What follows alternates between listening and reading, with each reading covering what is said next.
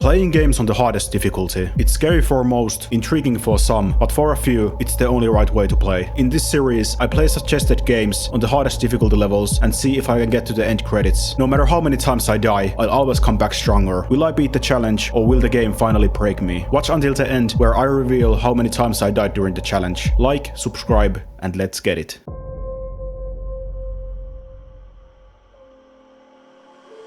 The game starts with a badass cutscene where we are introduced to the characters. Our job is to question this old man about the location of Raul Menendez, who is a known terrorist. Apparently, many years ago he has fought Menendez. For some reason, one of the guys has a dramatic flashback to his youth. Apparently his dad wasn't the most sympathetic character. David hears some choppers and falls down like a little bitch. How embarrassing. After asking if the dad has any tips for growing hair, he's being asked to come back to the army. You said you'd never go back to the army. After the flashback, I can pick up and customize my loadout for the first mission. It's actually quite nice that you can do this yourself, because the game's suggestions are ass. I don't know what we're doing here, since this is literally the way the first mission starts. I try to save the guy with the shovel, but I can see that he's still listening my mixtape in the truck. The big guy tells me that he has candy in his truck, so I'll follow him there. After hitting kind of unfortunate hand signal, he shouts out motivational quotes. The field is filled with peasants I need to shoot, and the veteran difficulty here shows its teeth, because you can actually get killed. How about that? The time to kill in these games is actually quite nice, but you die as fast. It only takes 3 or 4 bullets to die. The big guy tells me to take out the mortars, and I concur. I hit the kill streak and call the airstrike. This move is completely busted and should get me banned from the server. When I hit another airstrike, bunch of enemies escape to the lobby. Savimbi shouts like he's done something, and we clear out the rest of the rubble. Savimbi asks for the KD ratio of the pilot, and we celebrate fiercely. We are also being told that our friend Woods is held in Nicaragua as hostage, so we need to go save him. I steal the chopper and head south. When arriving to Central America, we come across this enemy boat. This is not quite what I was looking for, but I still give this scene 9 out of 11. This one guy tries to show me his big-ass knife, but I hit the Uno reverse card and steal it from him. It's time to clear out the boat. Bunch of enemy boats spawn in, and it's so nice to take care of it with this weapon that cannot overheat and has unlimited ammo. So nice. After the place is clear, we finally open the container. It turns out Woods has been hiding here like a coward this whole time. Jokes aside, Woods seems like he's kinda busted, so we escort him out the boat. Even though the enemies got 0 kills for their kill streak, they still have the gunship somehow. Of course I take care of it with a single shot. I promise. 1 single shot. We tell Woods it's not time to swim now and take him to the beach. I let Woods warm up in the fire for a little while. We venture deeper into the woods and come across this enemy camp. We take 3 to 5 business days to crouch and hide, but still the enemy soldiers won't notice us. I guess our sneak level is 99 by now. When we were hiding in the bush, me and Woods stand up to see if the enemy soldiers has gone by now. After abusing Hudson's body with Woods' head, we continue. The game really shouldn't give me opportunities like this. For some reason we decide to leave Woods here lying on his own and go look for help. Nearby is an enemy campsite, and I know that there's a radio in there. Inside, I find Menendez doing a shitty podcast, and I ask him to stop. I guess his equipment is ordered from Temu, since the whole system breaks down with a single punch. When enemy soldiers bust in, I find myself in kind of a pickle. Of course, in natural fashion, I take way too long to pull the trigger and give Menendez every opportunity to escape. Menendez tries to stick it in me, but I'm not that kind of guy. I of course whiff the shot. The fighting scenes with this difficulty are actually a pain, since it doesn't take many shots to get me killed. And don't get me even started on the grenades. If you see the marker on your screen, run. There's no looking back, just run. I will tell you the total number of deaths in the end, but there's no way in hell I'm gonna show every single one to you. When we get to the beach and see the airstrike coming in again, we think we're cooked. It turns out the ship was ours all along, and we're saved. Hallelujah. Savimbi arrives to the scene like a true hero and deserves a medal for this. After the danger is over, Hudson starts his hour farming, but ends up losing 10 million points. For this, the end of the mission is kinda awkward. We are back to the future. Me and Harper has found this completely convenient place to scout out the enemy camp. I gotta say, the cool factor with this is off the charts, but this cannot be the most convenient way to move yourself here. This cannot be it. Being a motherfucking Spider-Man wasn't enough, we bust out some wingsuits. I deployed the parachute in time and we moved towards the enemy camp. The enemies have these suits that makes them kinda invisible, so the mission just got a tiny bit harder. After taking way too long to shoot, yet again we have to do a lot of killing. I still find it interesting that we use the Spider-Man gear to scale down the mountain, use the wingsuit to get here silently, but still we don't have any silenced weapons. And here's the first scene I die a couple of times in a row. I have managed to dodge myself from this so far. But here we go. I take care of the situation by hacking the enemy drones and blasting the whole place. Next up, we have this beautiful ruin to clear up. This means there's gonna be a lot of shooting and a ton of hiding behind cover. I gotta tell you, these enemy sentry guns, they're the real pain in the ass. Also, the sight in this gun is pretty nice. We head inside and find out that the enemies have turned this massive K to their hideout. After they hit me with the God grenade, I'm really pissed off. Seriously, I don't know how would I have survived these missions without this weapon. This sight was the goat. This shotgun I found is pretty goddamn nasty as well. For the record, we can almost go invisible with the camouflage ability of our suits, but for some reason these guys just refuse to use it. I'm not that guy. I spammed the hell out of it. After getting blasted a couple of times, we managed to continue. At the end of the level, we find this little rat weasel hiding in the container. We of course blackmail him to help us. When he's trying to open the door, the enemies ambush us and try to take us from behind. I usually like that, but now's not the time. We open the door and find this massive supercomputer. The guy goes in and hacks into the system. Apparently we need to obtain some sort of drive from here. He picks up this mysterious device and gives out the speech like he's the head of sales in Nvidia, introducing the new 50 series. Quantum entanglement. This single device has more processing power than your entire military infrastructure. He tells us this device will be available to everyone with a consumer-friendly price and gets blasted off to heavens. We escape the facility, making sure there's no one left behind. In the front door, Admiral Briggs walks in with his massive balls. The guy has been overfarming his entire life and everyone respects him. Cocksucker. I swear to God, I have always trouble keeping up with the stories of these games, but when we're teleported to the desert for some reason, how the hell should I know what we're doing here? We've been teleported all around. Like, I know that we need to get Menendez, that's the whole point of the game. But why are we here? Am I just an idiot? When we're about to leave, I make sure to test out the durability of the horses. I guess all is good since they can still run like the wind. When we get to the location, I feel a little bit plushed when Hudson tells this guy we are his two best men. We have a long discussion about where was Gondar when Westfold fell, but then the Russian attack begins. I still don't know how my guy could reload his rifle with one hand. I'm not kidding, this mission is actually quite cool when we can ride our horses in the sand and take out enemy tanks with the RPGs. Of course I make sure to die a couple of times too. I fix my KD with this one missile attack. After the fighting is over, Woods tell me to check something out. Yeah, the enemies are rolling in, but here I'm just thinking, how the hell am I able to hold the binoculars so steadily? I'm holding them with one hand, there's no wiggle whatsoever. The next scene is as stupid as it is cinematic. We can literally see that tank behemoth from a mile away, but still, we run straight for it, and surprise, we almost get hit by it. I still don't know what was the reasoning behind this. I jump onto the tank to give it the old how do you do, and yet again decide to take 3 to 5 business days to drop the explosive inside the tank. All of this fumbling is really starting to piss me off. As I'm trying to strangle the guy out, the number of deaths in this playthrough are starting to show up on screen. Apparently this guy is someone important. Don't look at me, how should I know? We start to interrogate the guy and right away Woods gives him a little souvenir. Woods looks kinda thirsty, so Kravchenko decides to help him. After that I find out that Woods must have cut him pretty deep, since I can see the floor through his head. I press F for respect and accidentally shoot the guy. The other guys aren't too happy about this. They leave us to the desert to die, but luckily Woods shows up to save us. Next up, we have the Strike Force mission, which I absolutely hate, especially with the veteran difficulty. I play 5 seconds of the tutorial and figure out the only way I can get through this is just to hold one flag for the entire time. I'm so happy to get back to the actual game. We get this cool flashback scene of Menendez, and I'm thinking why the picture of his daughter is way more realistic than the game. What's going on here? The game tells us that we are Raul Menendez beside his sister, Josefina. Someone knocks on the door and the soldier tells Menendez he has some urgent message. Somehow, Josefina doesn't wake up to the gunshots and is still asleep when the soldiers bust in. I hit the Nicaraguan rage and kill the soldier who laid fingers on her. Seeing that, the soldiers hold me down and drug me. Good times. When the soldiers are about to execute Menendez, we are hit with the super mega ultra plot twist. Menendez makes sure to thank the guy.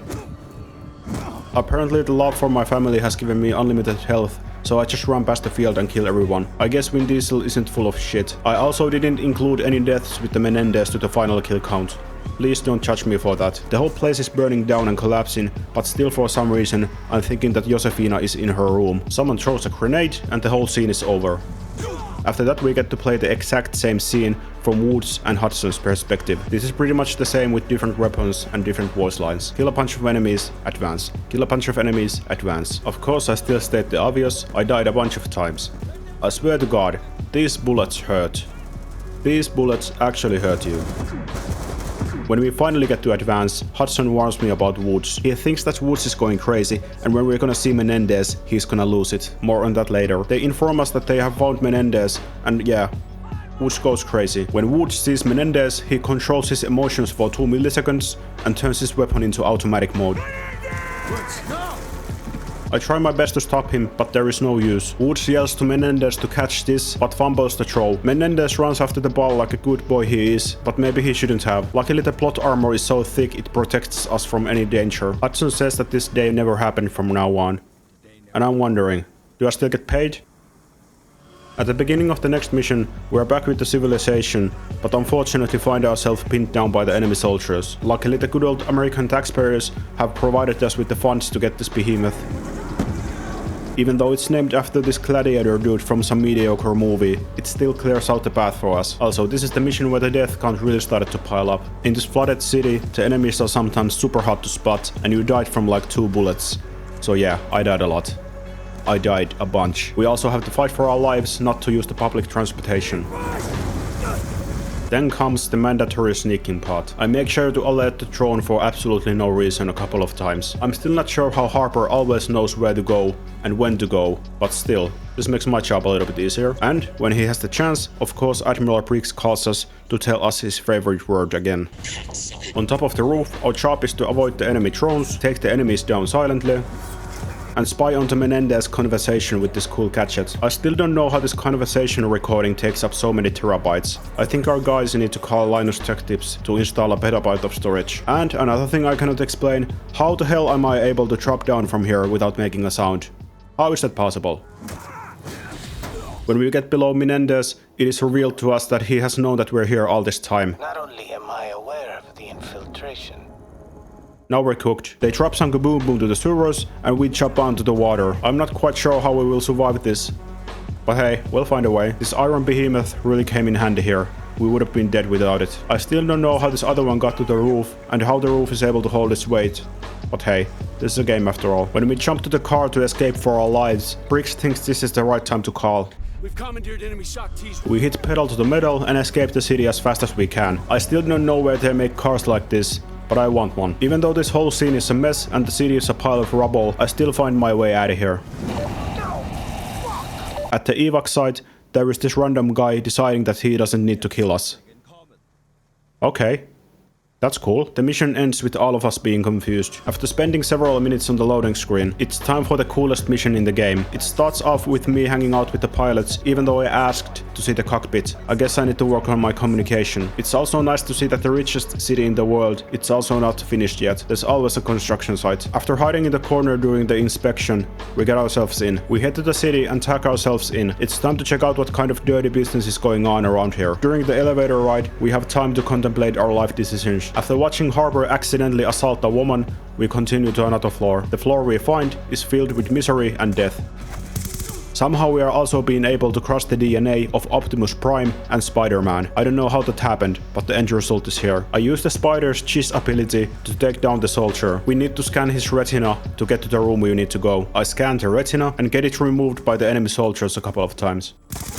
At the end of the level, we find the supercomputer, which I just happen to know how to use. This guy has never used anything like this, and here you are just waving your hand like Tony Stark. Anyway, we figure out that we need to find this pretty lady, and she's at the moment in the nightclub having a good time. Harper activates the stream on his rizzing attempts, but I'm not impressed. I also gain a massive amount of aura points when I cut the line to the nightclub. Yeah, watch this you poor peasants. In the nightclub, I have a good time for way too long while the other guys are trying to do their job. After taking it up to the nose, we take it to the dance floor. I ask Chloe to come back to my place, but she isn't so keen to it. We have to leave now, Chloe. Then some guys show up and start taking hostages.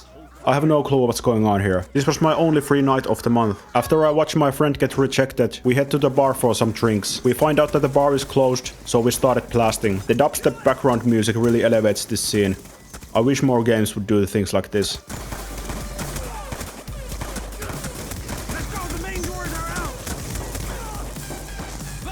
I give the DJ my regards and we go after the lady. They are trying to escort her out of the city, but we cannot lose her now, not after all this. On the way, I give one citizen a fisting of a lifetime. Also, screw this woman. I know that the gameplay seems kind of fluid and I'm making a good progress, but I died in this area around 20 times. And to be completely honest, I lost count to the deaths. I had to watch the recording to see how many times I died. That is a testament to how hard this game is on the veteran difficulty. You are gonna die.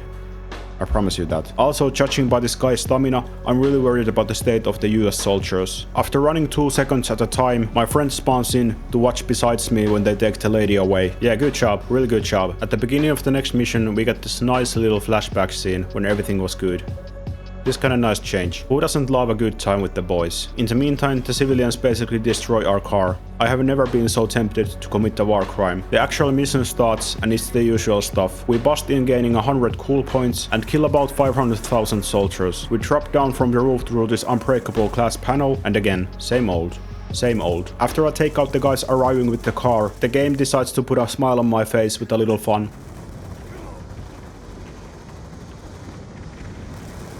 After that, I die a gazillion times. I'm sure Mason really appreciates these decoy grenades I threw a couple of seconds ago. Inside we find this traitorous little bitch. For some reason our job is to escort him out alive. I also use all my decoy grenades to have some fun. We give him a hat filled with lice and move on. The place is really cooked to shit, so I'm sure everything goes well.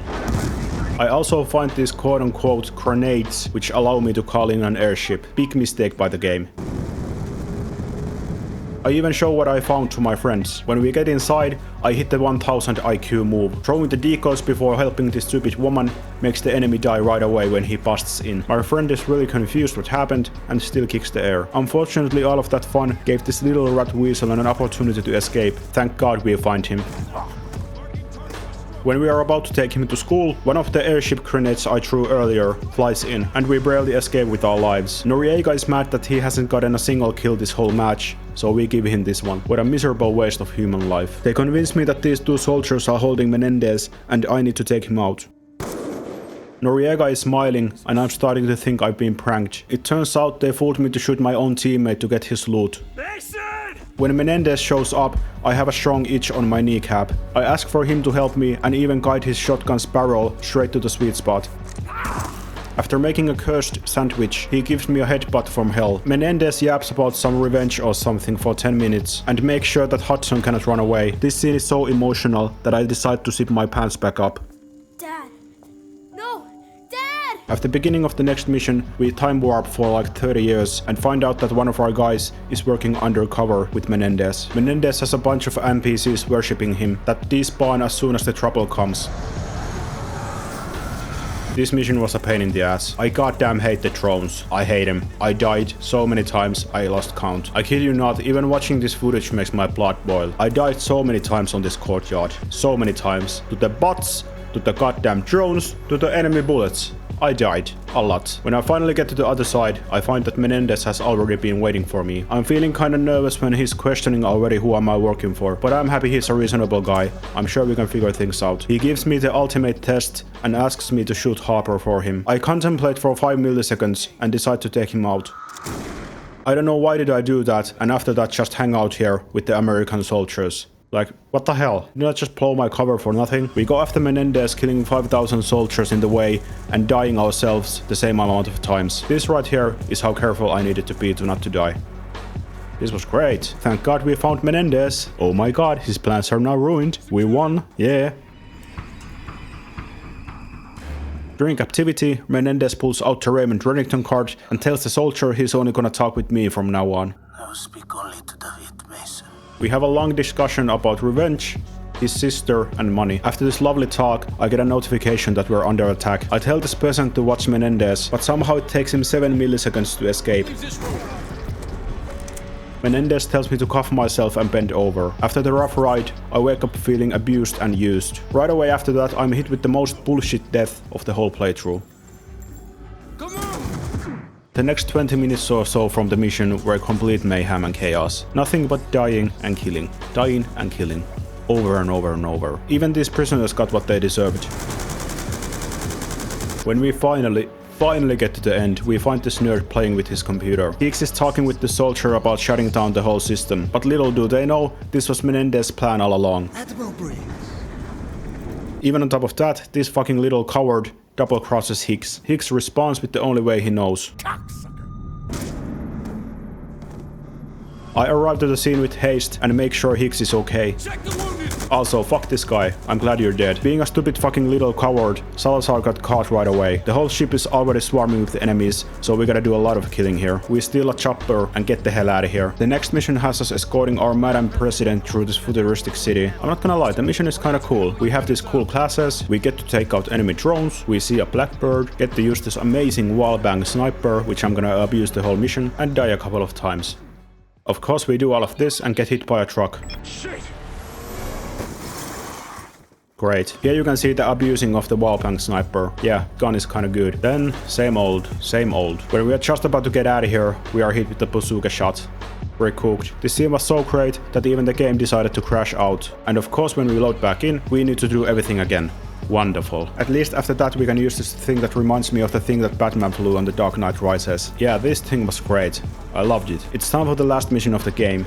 Conveniently again, we're gonna use the wingsuit to get down. Unfortunately for us, Menendez hits us with the RPG shot. This is pretty simple stuff, just dodge the missiles and some $10 billion aircrafts. Luckily I found this tablet that allows me to call in an airstrike. This came super handy. Case in point, right here. When I'm fighting for my life, the commander thinks that now is a good time to call. Every single time this happens. Another 10 million soldiers and we're getting close to the end. We finally get to the command room. But then Menendez starts streaming. Right now! It turns out this plan all along was just to destroy our stuff, to cripple our military. We go after him like he owes us money, which he literally does. The whole place is starting to go down and I finally find Menendez. Next up comes the hardest part of the whole playthrough. My FOV shrinks to a level which only console peasants are familiar with, and my sensitivity feels like it just doubled. Luckily I got Menendez. This isn't the first time I played through this game, so this scene was in my head for entirety of the time. What would I do here? What is my choice?